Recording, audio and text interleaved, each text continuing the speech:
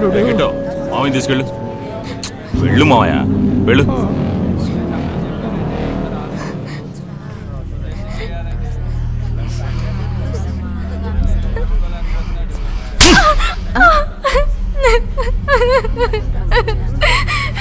ఏంటబ్బా ఇది? పాపం కడుపుతో ఉన్న పిల్లని అంతలా కొట్టావు. ఇదంతా ఈ కాలంలో శనగలు తినడంతో సమానం అబ్బా. నాతో రా చెప్తాను. ఇలా చూడు, నాకు తెలిసిన ప్రైవేట్ ఆసుపత్రి ఒకటి ఉంది. అక్కడికి వెళ్ళి మూడో కంటికి తెలియకుండా అబార్షన్ చేయించేద్దాం. మీ మామగారు ఏంట్రా అంటే పోలీస్ కంప్లైంట్ ఇచ్చాడు. పాపం చిన్నపిల్ల, జీవితం పాడైపోద్ది.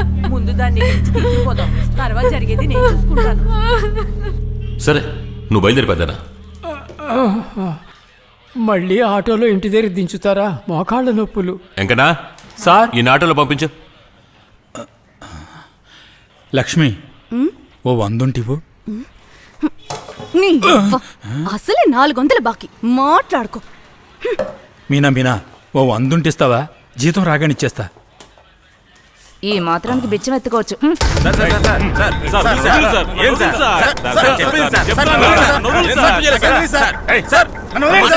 నీ మొగుడు నీ కోసం దండం పెట్టుకుని శబరిమలకి వెళ్ళాడు. నువ్వేంట్రా అంటే కేబుల్ టీవీ వాడితో కలిసి ఆడవాళ్ళు స్నానం చేసేది వీడియో తీసి డబ్బులు అడిగి బెదిరిస్తున్నావు.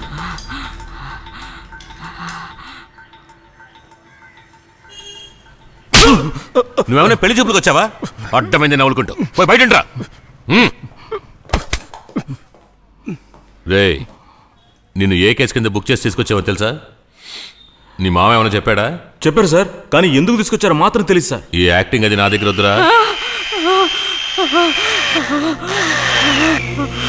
చెప్పు, ఎక్కడ ఆ హార్డ్ డిస్క్ పారిపోయిన నీ కేబుల్ టీవీ మొగుడు? మాకు అన్ని విషయాలు తెలిసిపోయి నువ్వే ఆ పిల్లని పాడు చేసావు. సరైన సమయానికి ఆ చిన్నపిల్లాడు దొరకగానే వాడిని ఇరికించి నువ్వు ఎస్కేప్ అయిపోయావు. చివరికి పాపం ఆ పిల్లాడు బుక్ అయ్యాడు. నోట్లో పెట్టి తిప్పితే నోరు బోసి నోరు అవుద్ది.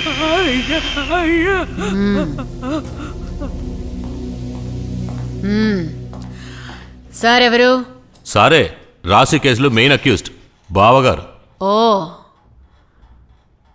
వాడిని లోపలికి తీసుకెళ్లి కట్టి వేలాడితి. Okay madam. Madam madam madam madam sir, నన్ను వదులు సార్. మేడం నాకు బాగా తెలుసు. నాకు తెలిసిన ఆవిడే సార్. నన్ను వదులు సార్. సార్ నేను చెప్తున్నాను కదా సార్, నన్ను వదులు సార్. మేడం మేడం నేను గుర్తులేను మేడం, మీ దగ్గర తనులు కొడుతున్నాను మేడం. ఎలా గొప్పలు చెప్పుకుంటున్నాడు, సిగ్గులేని జన్మతు.